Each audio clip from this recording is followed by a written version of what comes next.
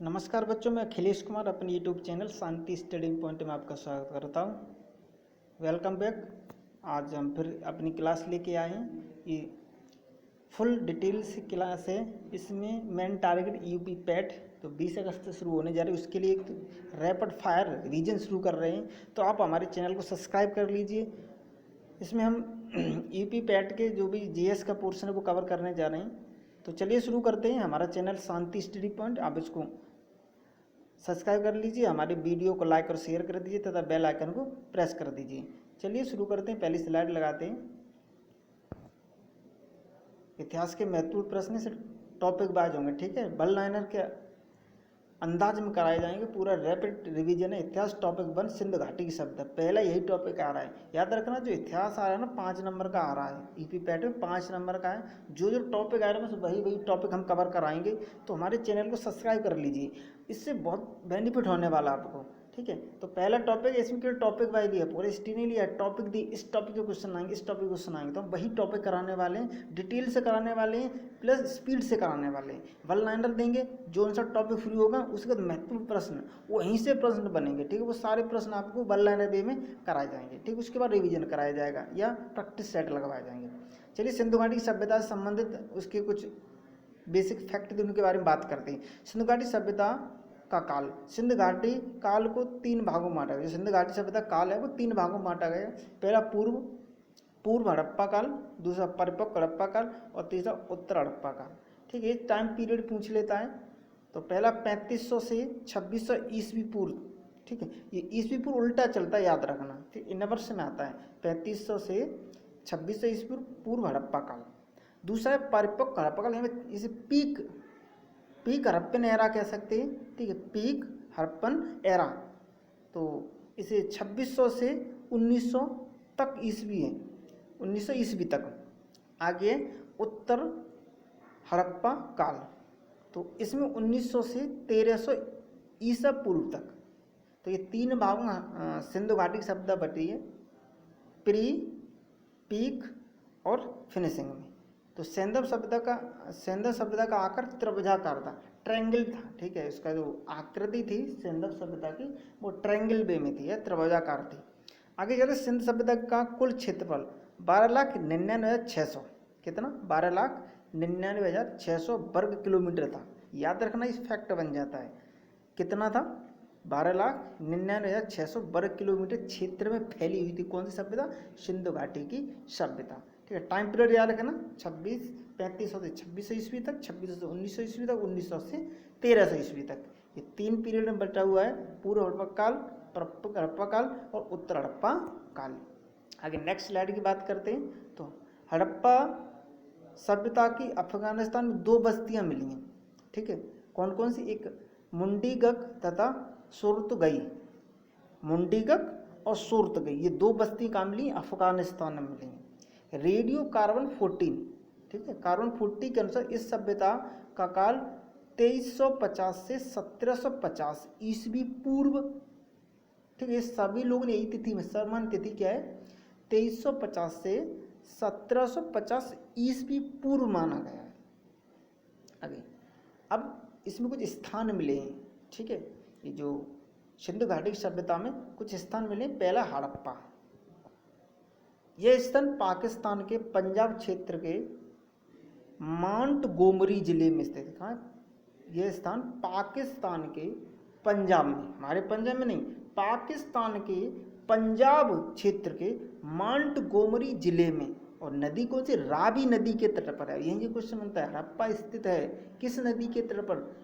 रावी नदी के तट पर। ये सबसे अच्छा क्वेश्चन बन जाता है, किस नदी के तट पर है? तो रावी नदी के तट पर है हड़प्पा। अच्छा, जिला कौन सा? मोंटगोमरी। लेस इंपॉर्टेंट है, ज़्यादा इंपॉर्टेंट नदी पूछ लेगा, किस तट पर, किस नदी के तट पर है? तो रावी नदी के तट पर स्थित है। आगे भारतीय पुरातत्व विभाग के महानिदेशक सर जॉन मार्शल के निर्देश पर 1921 ईस्वी में, ठीक है, निर्देशन किसका था? सर जॉन मार्शल का, ठीक है। वो कौन थे? भारतीय पुरातत्व विभाग के महानिदेशक। उन्होंने 1921 में दयाराम निर्देशन पर दयाराम साहनी ने इस पूरे स्थल की खोज की थी। इस स्थल की खोज किसने की थी? दयाराम साहनी ने।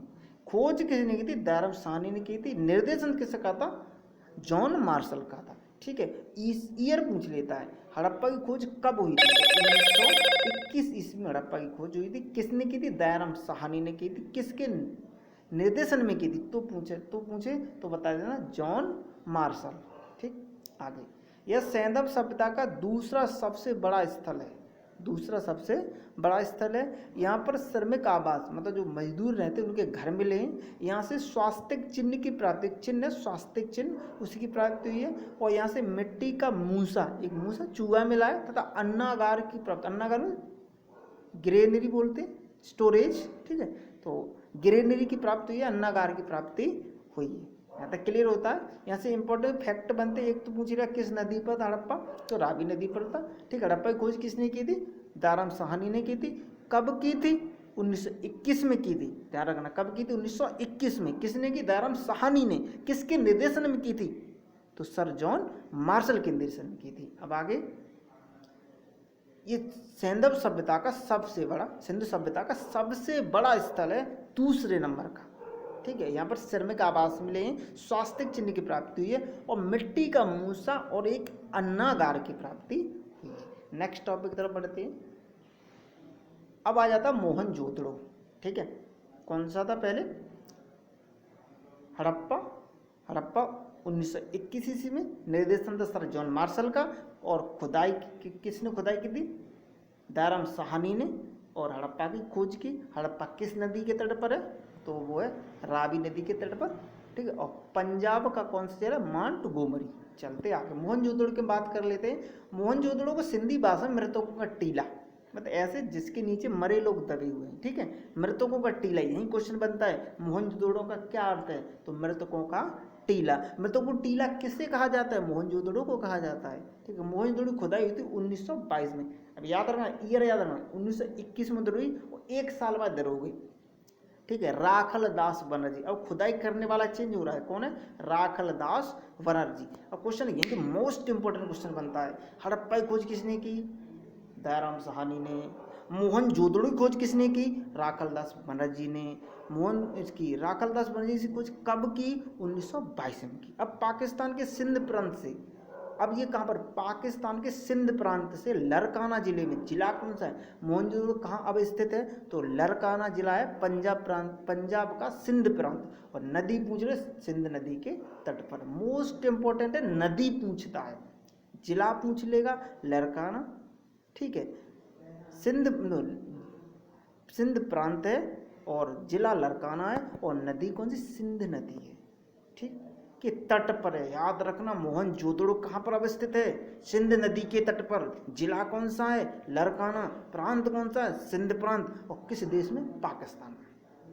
आगे बढ़ते, आई होप यहाँ तक समझ में आ रहा होगा आपको। यहाँ से एक मोहर मिली है। क्या मिली? मोहर मिली, जिस पर त्रिमुखी पुरुष को योग के पद्मासन मुद्रा में बैठा हुआ दिखाया गया है।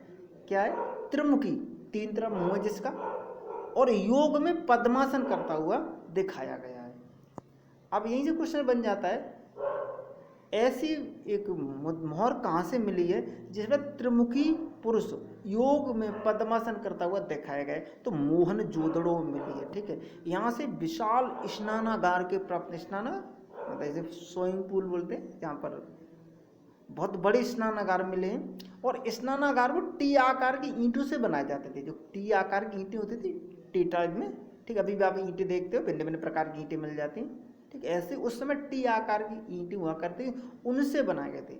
और मोहनजोदड़ो से विशाल अन्नागार होने के प्रमाण मिले हैं। ठीक है, तो अन्नागार, विशाल अन्नागार कहाँ मिला है? मोहनजोदड़ो में मिला है। आगे, तो मोहनजोदड़ो का अन्नागार सभी भवनों से बड़ा है। जो अन्नागार था, ग्रेनरी था, वो सबसे बड़ा था। जितने भी मोहनजोदड़ो में भवन मिले, उन भवनों में सबसे बड़ा भवन कोई मिला है तो वो है मोहनजोदड़ो का अन्नागार। यहाँ पर सीप का पैमाना, मोस्ट इंपॉर्टेंट क्वेश्चन यहीं से बन जाता है। अन्नागार का वाला क्वेश्चन बहुत है। सबसे बड़ा अन्नागार कहाँ मिला है? मोहनजोदड़ो में। मोहनजोदड़ो की खोज किसने की? राखल दास बनर्जी ने की। कब की? 1922 में की। किस नदी के तट पर? सिंध नदी के तट पर। किस जिले में? लरकाना जिले में। प्रांत कौन सा? सिंध प्रांत। और सबसे बड़ा क्या मिला है? अन्नागार मिला है, ठीक है। अच्छा, यहाँ से सीप का पैमाना मिला है। अच्छा, सीप का पैमाना कहाँ से मिला? मोहनजोदड़ो से। बहुत इंपॉर्टेंट क्वेश्चन, अच्छे से याद रखना। सूती वस्त्र की के प्रमाण कहाँ से मिले? मोहनजोदड़ो से मिले। जो सूती वस्त्रों का प्रयोग मोहनजोदड़ो के लोग ही करते थे, ऐसे प्रमाण मोहनजोदड़ो से मिले। सिंध सभ्यता के लोग सूती वस्त्रों का प्रयोग करते थे, ऐसे प्रमाण कहाँ से मिले हैं? वो मिले हैं मोहनजोदड़ो से। मोहनजोदड़ो और हड़प्पा 2 टॉपिक क्लियर हो चुके हैं आपके लिए। यहाँ से मोस्ट इंपॉर्टेंट क्वेश्चन हमने बता दिए, अब अच्छे से समझ लेना, ठीक है। आगे बढ़ते हैं नेक्स्ट टॉपिक की तरफ। तीसरा स्थान है कालीबंगा। पहला हड़प्पा, मोहनजोदड़ो, कालीबंगा, ठीक है। मोस्ट टॉपिक और रिकवर करा देता हूँ। हड़प्पा की खोज किसने की? दयाराम साहनी ने 1921 में। 1921 में किनके निर्देशन में निर्देशक किया था? किसने? सर जॉन मार्शल ने, ठीक है। और ये कहाँ पर है? हड़प्पा कहाँ पर है? हड़प्पा देखो सिंध प्रांत है, ठीक है। रावी नदी है और माउंट गारो, ठीक है, माउंट गोमरी जिले में, ठीक है। आज हड़प्पा की बात, उसकी हड़प्पा के बाद मोहनजोदड़ो की बात करें तो ये सिंध नदी के तट पर है, ठीक है। लरकाना जिला है, सिंध प्रांत है। 1922 और राखलदास बनर्जी ने इसकी खोज की थी। यहाँ सबसे बड़ा स्नानागार मिला है। वो स्नानागार बना तो टी आकार के आकृति से मिला है। एक पद्मासन आकृति का पुरुष मिला है, ठीक है। मोर मिली जिसे पद्मासन करते हुए पुरुष दिखाया गया है। इतने सारे मोस्ट इंपोर्टेंट हो। कालीबंगन की बात कर ले, कालीबंगन का अर्थ होता है काले रंग की चूड़ियाँ, ठीक है।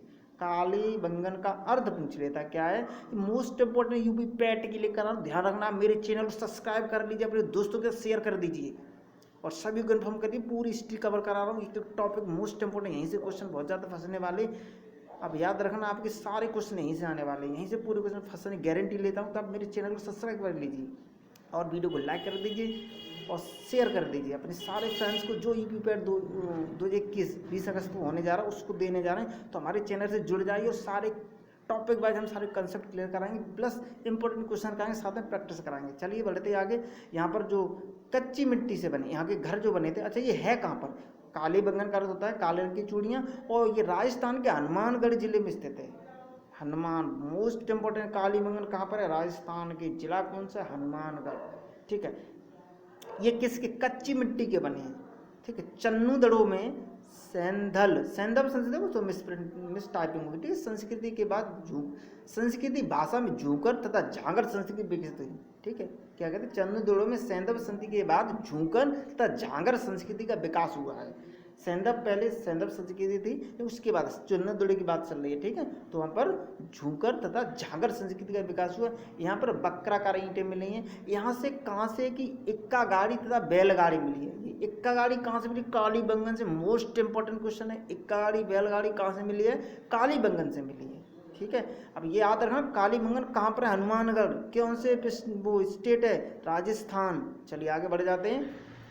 यहाँ से एक ईंट मिली है जिस पर बिल्ली का पीछा करते हुए कुत्ते के पद चिन्ह मिले, मतलब आगे बिल्ली भाग रही थी, पीछे से कुत्ता भाग रहा था, ऐसी ईंट मिली है, उस पर ये चिन्ह छपे हुए मिले। क्वेश्चन बन जाता है यहीं से कि ऐसी ईंट कहाँ पर मिली है जिस पर बिल्ली का पीछा करते हुए कुत्ते के पद चिन्ह दिखाए गए, तो कालीबंगा में मिली है। आगे रंगपुर की बात करते हैं। रंगपुर गुजरात के मदार नदी के तट पर, मोस्ट इंपॉर्टेंट नदी जरूर पूछ लेता है। स्टेट कौन सा? गुजरात। नदी है मदार नदी के तट पर स्थित है। और रंगपुर तथा लोथल के धान की भूसी के प्रमाण मिलते हैं। यहाँ पर धान की भूसी मिली है, ठीक है। यहाँ से कच्ची ईंट का दुर्ग, एक ऐसा कि दुर्ग में किला होता है, फोर्ट होता है, मिला है जो कच्ची ईंटों से बनाया गया था। आगे मोहनजोदड़ो से प्राप्त पशुपति शिव की मोहर विशेष रूप से प्रसिद्ध है, ठीक है। पशुपति शिव की ये क्वेश्चन बहुत ज़्यादा पूछा जाता है, ठीक है। पशुपति शिव की मूर्ति कहाँ से मिली? मोहनजोदड़ो से मिली, याद रखना, ठीक है। सिंध सभ्यता, अब कॉमन क्वेश्चन आएगा, ठीक है। ये कालीबंगन, ये जो मैं स्थानों के बारे में बात फिर से, अब मोस्ट कॉमन क्वेश्चन चल रहे हैं, ठीक है। मोहनजोदड़ो से प्राप्त पशुपति शिव की मोहर मिली है जो बहुत प्रसिद्ध है। सिंध सभ्यता में नारी मृण मूर्तियाँ ज़्यादा पाई गई हैं, ठीक। आगे सैंधव सभ्यता के निवासी के बर्तन मुख्य रूप से लाल या गुलाबी रंग के होते थे। यहीं से क्वेश्चन बन जाता है, सैंधव सभ्यता के लोगों के बर्तन कैसे थे? लाल या गुलाबी रंग के। आगे नेक्स्ट है, सिंध सभ्यता में संभवतः दास प्रथा का भी चलन था। आगे सैंधव सभ्यता के वासियों में कपास का प्रयोग सबसे पहले किसने किया, तो यहीं से क्वेश्चन है, सैंधव सभ्यता के लोगों ने किया। सैंधव सभ्यता के लोग पांसे का खेल खेलते थे तथा नृत्य द्वारा अपना मनोरंजन करते थे, नाचते थे और क्या खेलते थे, पांसा खेलते थे, नाचते थे और पांसा खेलते थे। कौन सी सभ्यता की, सैंधव सभ्यता या फिर सिंधु सभ्यता के लोग, ठीक है। कपास का सबसे पहले प्रयोग किसने किया था, सिंध सभ्यता के लोगों ने कपास का प्रयोग किया था, ठीक है। यहाँ तक आगे, जब सैंधव सभ्यता के लोग घोड़े से अपरिचित थे लेकिन फिर भी सुरकोटदा, अब घोड़े की हड्डी के प्रमाण कहाँ पर, मोस्ट इंपोर्टेंट क्वेश्चन बनता है यहीं से ही, घोड़े की हड्डी के प्रमाण कहाँ से मिले हैं, तो सुरकोटदा से मिले हैं। सिंध सभ्यता के लोग लिंग व मूर्ति पूजक थे, मूर्ति की पूजा करते, लिंग की पूजा करते थे। मोहनजोदड़ो के अधिकांश निवासी भूमध्य सागरीय प्रजाति के माने जाते हैं, कहाँ के, भूमध्य सागरीय प्रजाति के माने जाते हैं। आगे, सिंध सभ्यता के पतन का कारण अभी तक पता नहीं चला, ठीक है। ये कैसे, इतनी विकसित सभ्यता कैसे नष्ट हुई, इसके बारे में तो कोई प्रमाण नहीं मिला है। आर्य लोग प्रकृति के पूजक थे, आर्य लोग किसकी पूजा करते थे, प्रकृति, जो प्रकृति उसकी पूजा करते थे। आगे विभिन्न विद्वानों ने सिंधु सभ्यता के नष्ट होने के विभिन्न कारण बताए। चलिए नेक्स्ट स्लाइड की तरफ। अच्छा लग रहा होगा टॉपिक वो क्लास, तो आप मेरी वीडियो को शेयर कर दीजिए तथा लाइक कर दीजिए और चैनल को सब्सक्राइब कर लीजिए और बेल आइकन को प्रेस भी कर दीजिए। चलिए आगे बढ़ते हैं। विद्वानों के नाम दिए, हीलर एक विद्वान, उन्होंने कहा कि आर्यों के आक्रमण की वजह से सिंधु सभ्यता का नष्ट हो गया, मतलब आर्यों ने आक्रमण किया तो इसे सिंधु सभ्यता नष्ट हो गई। आगे चाइल्ड पीगट मानते हैं कि बाहरी आक्रमण हुआ, सिंधु सभ्यता के वो आर्यों के अलावा अन्य लोगों ने इस पर आक्रमण किया और इसीलिए सभ्यता समाप्त हो गई। ऑरेलस्टाइन व घोष जो बोलते हैं जलवायु में परिवर्तन हो गया तो वो लोग सर्वाइव नहीं कर पाए और इसीलिए उनका पतन हो गया। लेम्बिक मानते हैं अस्थिर नदी, मतलब नदियों में बाढ़ आ गई, नदी किनारे थे, सिंधु नदी के किनारे थे, रावी नदी के किनारे थे, तो नदियों में बाढ़ आ गई, इस वजह से इनकी सभ्यता अस्तित्व में नहीं रही और वहीं से इनका पतन हो गया। आगे बढ़ते हैं। सिंध घाटी से विशेष स्थान तक तथा उनसे प्राप्त वस्तुएं, सिंध घाटी के स्थान तथा उनसे मिली वस्तु के बारे में देखते हैं। लोथल से गोदीवाड़ा, डॉकयार्ड सबसे मोस्ट इंपॉर्टेंट है, इसको आप अच्छे से समझना कि पूछ लेगा कि डॉकयार्ड किस सभ्यता से मिला, लोथल किस स्थान से मिला, लोथल किस सभ्यता से, सभ्यता का नाम है सिंधु घाटी की सभ्यता, ठीक है ना। आगे बढ़ते, कालीबंगन में क्या मिला, जुता हुआ खेत मिला है, कालीबंगन जुता हुआ खेत। आगे धौलावीरा में पकी मिट्टी से बने हल्की आकृति मिली है, प्रत्याकृति, कैसे, मिट्टी पकी हुई थी उससे एक हल्की प्रत्याकृति बनाई थी। और बनवाली में हड़प्पन लिपि के बड़े आकार के 10 चिन्ह वाला शिलालेख, एक ऐसा शिलालेख मिला है जिसमें हड़प्पा की लिपि अंकित है, उसमें 10 चिन्ह मिले हैं, ठीक है। आगे बढ़ते हैं। सिंध घाटी की सभ्यता से संबंधित महत्वपूर्ण भौकाल सीरीज शुरू होती है। चलिएगा क्वेश्चन देखते हैं। पहला, कैलीग्राफी किससे कहते हैं, कैलीग्राफी शिलालेखन होती है, ठीक है। आगे, सुलेखन मतलब सुलेख करना। पुरालेख विद्या का क्या अभिप्राय है, शिलालेख का अध्ययन करना। पुरालेख विद्या शिलालेख का अध्ययन कराते थे, जो भी शिलालेख है उनका अध्ययन किया जाता है। मोस्ट इंपॉर्टेंट क्वेश्चन, चलो इनको देख लेना, अच्छे से पढ़ लेना, समझ लेना, कोई दिक्कत हो कमेंट कर देना, मैं आपको पूरा विस्तार से समझा देंगे। चलिए बढ़ते हैं कि प्रस्तर युग के लोगों के पास कौन सा घरेलू पशु था, तो कुत्ता था। कुत्ते के, जो पाषाण काल के लोग थे वो कुत्तों को अपना घरेलू पशु मानते थे, उसे पालना शुरू किया था।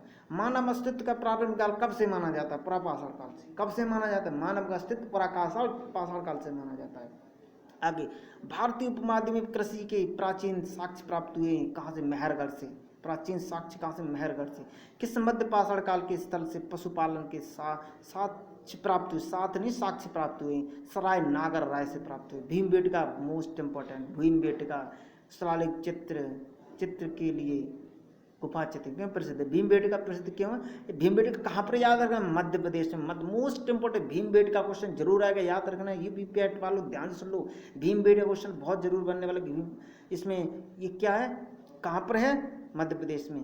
क्यों प्रसिद्ध है, गुफा शैल चित्र के लिए। आगे बढ़ते नेक्स्ट स्लाइड की तरफ। हड़प्पा सभ्यता किससे संबंधित, कांस्य। हड़प्पा सभ्यता में कांस्य का प्रयोग हुआ था, इसे कांस्य युगीन सभ्यता भी कहा जाता है। गुजरात के किस स्थान पर हड़प्पा की सभ्यता की खोज कब से मिलेगा, गुजरात, लोथल। गुजरात के किस स्थान से हड़प्पा की सभ्यता के अवशेष मिले, तो लोथल से मिले, याद रखना। आगे, भारत में सर्वप्रथम आर्य कहाँ पर आकर बसे थे, सिंध घाटी की तट पर। सिंध घाटी में आगे सबसे पहले आर्य लोग बसे थे। पैमाने खोज कहाँ पर, हड़प्पा संस्कृति, हड़प्पा में हुई थी, किसकी, पैमाने की खोज। हड़प्पा की मुद्रा किस द्रव्य की बनी थी? टेराकोटा की। किसकी? टेराकोटा की। जो हड़प्पा की मुद्राएं थी वो टेराकोटा की बनी थी। सिंध घाटी के घर किसके बनाए जाते थे? ईंट के बनाए जाते थे। ठीक, सिंध घाटी के लोग अपने ईंट के बनाते, टी आकार के, बताया था हमने पिछली क्लास में, पिछले स्लाइड में। हड़प्पा निवासी कैसे थे? शहरी थे। ठीक है लोग, शहरी। सिंध घाटी की सभ्यता के लोगों का मुख्य व्यवसाय क्या था? कृषि था। आपवा तंत्र का निर्माण सबसे पहले किन लोगों ने किया था? सिंध घाटी के सभ्यता के लोग। आपवा तंत्र, निकास व्यवस्था की जो व्यवस्था बनाई थी, पानी के निकास, उचित व्यवस्था बनाई थी, सिंध घाटी की सभ्यता के लोगों ने बनाई थी। नेक्स्ट है, ईंट से बना एक गोदी स्थल कहाँ पर? डॉक यार्ड की बात करते, लोथल में मिला है। कहाँ पर? लोथल, गुजरात में। याद रखना, लोथल कहाँ पर? गुजरात में। आगे, लोथल नामक स्थान पर सभ्यता का जहाजी माल घाट, इसी को डॉकयार्ड बोलते। ठीक है, सिंध घाटी में मिला है। सिंध घाटी की प्रमुख विशेषता क्या थी? व्यवस्थित शहरी जीवन। उस समय के लोग व्यवस्थित तरीके से शहरी जीवन व्यतीत करते थे। सिंध घाटी, अगर कोई पूछे सबसे ज्यादा व्यवस्थित जीवन किसका था, तो सिंध घाटी के सभ्यता के लोगों का था। सिंध सभ्यता के लोग अपने मकान बनाते थे, पक्की ईंटों से बनाते। याद रखना, सिंध सभ्यता के शहरों की गलियां कैसी? चौड़ी और सीधी हुआ करती थी। सिंध घाटी सभ्यता की प्रमुख विशेषता थी नगर सभ्यता। वो नगरों में रहते थे, गांव में नहीं रहे, वो लोग नगरों में रहे। नगरीय जीवन था उनका, व्यवस्थित जीवन था। बात करते हैं किनकी? सिंध घाटी सभ्यता के लोगों की। ये लोग धातु के सिक्के, धातु से बने, उस समय धातु के सिक्के सबसे पहले प्रयोग किए थे हड़प्पा के लोगों ने। हड़प्पा सभ्यता के लोग थे, उन्होंने धातु के सिक्कों का प्रयोग किया था। सिंध घाटी सभ्यता के लोग किस देवता की पूजा? पशुपति किया था। ये क्वेश्चन मोस्ट, ये बहुत भौकाल सीरीज आप याद रखना, बहुत मोस्ट इंपॉर्टेंट क्वेश्चन कराए जाने। यहाँ से क्वेश्चन, हर एक क्वेश्चन एक अपने आप में टपका हुआ क्वेश्चन है। हर क्वेश्चन, हर एग्जाम में क्वेश्चन पूछे जाते हैं। किस देवता की पूजा करते थे? पशुपति की पूजा करते थे। आगे, सिंध सभ्यता की लिपि कौन सी थी? अज्ञात, इसका कोई अक्षर ज्ञात है। चित्राक्षर लिपि। ठीक है, चित्र थे, लिपि कोई नहीं थी, अक्षर कोई नहीं था। ठीक है, आगे, ताल स्नानगार स्थित विशाल है। ठीक है, प्रिंटिंग टाइपिंग मिस्टेक है। विशाल स्नानगार कहाँ पर मिला? मोहनजोदड़ो में बहुत बड़ा स्नानागार मिला है। सिंध घाटी खुदाई से प्राप्त वस्तु नृत्य करती लड़की की आकृति मिली है। सैंधव सभ्यता के महान स्नानागार से प्राप्त हुए मोहनजोदड़ो से। ठीक है, सैंधव स्नानागार कहाँ से मिले हैं? मोहनजोदड़ो से मिले हैं। हड़प्पा संस्कृति पर प्रकाश डाला है तो पुरातत्विक खुदाई ने। ठीक है, ये हड़प्पा संस्कृति के बारे में किसने बताया? पुरातत्विक खुदाई से पता चला कि एक संस्कृति जिसे हड़प्पा के नाम से जाना जाता है। मानव द्वारा प्रथम अनाज कौन सा था? जौ। बहुत मोस्ट इंपोर्टेंट क्वेश्चन है। सबसे पहले मनुष्य ने किस अनाज का उपयोग किया था? वो तो जौ था। सिंध घाटी सभ्यता का पत्तन, या वो डॉकयार्ड की बात कह रहा है तो लोथल। देखो कितनी बार पूछा गया, ये सारे क्वेश्चन एग्जाम में पूछे गए, तो आप इनको बहुत अच्छे से याद करके जाना, समझ के जाना। कोई दिक्कत तो कमेंट कर देना, उसको दोबारा विस्तार से समझा दिया जाएगा। सिंध सभ्यता किस काल में पड़ती है? आदि ऐतिहासिक काल में। सिंध घाटी के लोग विश्वास करते थे मात्र शक्ति में।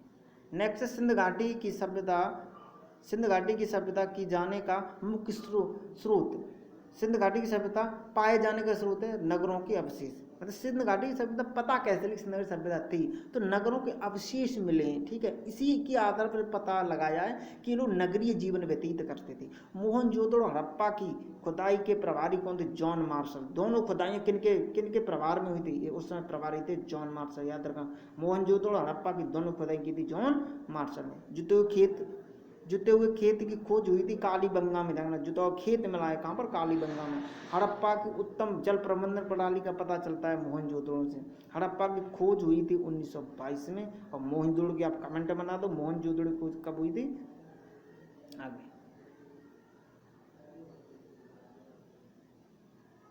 हड़प्पा की ये डेट गलत है, 1921 में हुई थी, 1922 में मोहनजोदड़ो की हुई थी। ठीक है, सिंध सभ्यता का बना दुर्ग का एकमात्र नगर, बिना दुर्ग का तो चन्नूदड़ में कोई भी भवन नहीं था। ठीक है, ये डेट आप जरा एडजस्ट कर लो। यहाँ हड़प्पा जो है, हड़प्पा 1921 है। ठीक है, 1921। ठीक है, 1921 हड़प्पा की खोज हुई थी, उसके बाद मोहनजोदड़ो की हुई थी 1922 में। आगे बढ़ते हैं। हड़प्पा में मिट्टी के बर्तनों का रंग कैसा होता था? लाल रंग होता था। ठीक है, हड़प्पा में जो मिट्टी बर्तन थे उनके रंग कैसा था? लाल रंग का होता था। चलिए आगे नेक्स्ट, बस हमारे यहीं पर ये वैदिक सभ्यता उसे, इसके बाद वैदिक सभ्यता की क्लास हम लेके आ रहे हैं, ठीक है। ये हमारी सिंध सभ्यता से संबंधित जितने भी टॉपिक थे, ठीक, कंसेप्ट हमने क्लियर करा दिए हैं, और उसके बाद मोस्ट इंपॉर्टेंट क्वेश्चन करा दिए। आप हमारे चैनल को सब्सक्राइब कर लीजिए और दोस्तों को शेयर कर दीजिए ताकि उनको भी इसकी इन्फॉर्मेशन मिल जाए। चलिए यहीं पर क्लास को फिनिश करते हैं। Good day all and watch and enjoy my study. तो चलिए आगे बढ़ते हैं, नेक्स्ट क्लास लेके आते हैं जल्दी से, तब तक आप भी एंजॉय।